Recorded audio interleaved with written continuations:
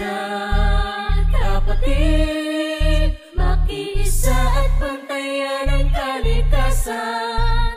Yan ang yaman ng ating mundo. Diyan maaasahan ang kapatiran ng guardians. Ang mga ilog at kagubatan, alagaan natin, huwag papabayaan. Ito ang ating natatanging yaman. Diyan maaasahan ang kapatiran ng guardians.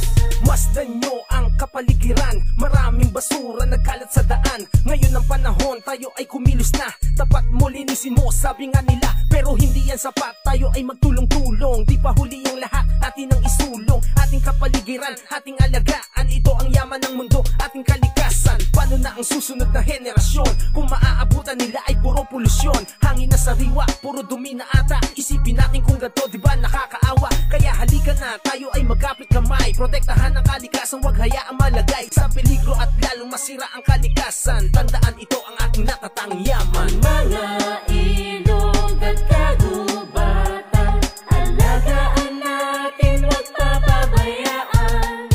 Ito ang ating natatanging yaman. Diyan maaasahan ang kapatiran ng guardians. Mga tinatagpas na puno sa ating kagubatan para lang makagawa ng papel na pagsusulatan. Dami daw makukuha sa kanilang pagmimina. Di ba nila nakikita tayo ay binabaha na masagan ng kagubatan? Masarap pagmasdan, kaso pati ang mga hayop wala nang matirahan. Dahil sa kinakalbo at winawasak na nila. Dahil dito kumikita sila ay nagkakapera. Tayo ay magsama-sama sa iisang proyekto. Tayo'y magkaisa at magtanim ng mga puno.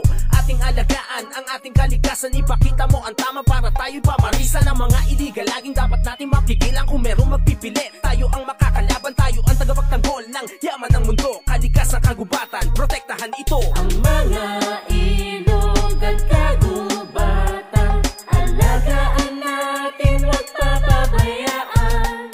Ito ang ating natatanging yaman. Diyan maaasahan ang kapatiran ng guardians. Dumi sa ilog at dumi sa dagat, hindi yan malilinis hanggat may nagtatapon ng mga basura sa mga estero malapit sa kanila. Illegal fishing at mga dinamita, sinisira magandang makikita sa ilalim ng ating karagatan. Para lang makahuli, wala nang pakialam sa mga maaaring maging epekto sa ating karagatan. Pababayaan mo ba to? Ang mga ilog, hindi yan basurahan. Dapat nga itong linisin natin, pagtulungan. Halika na, tayo ang mag-umpisa para tayo ay tularan ng iba. Makiisa tungo sa ating kaularan. Makiisa, batayan ang kalikasan. Ang mga ilog at kagubatan, alagaan natin, huwag papabayaan. Ito ang ating natatanging yaman. Diyan maaasahan ang kapatiran ng guardians. Ang mga ilog at kagubatan, alagaan natin, huwag papabayaan.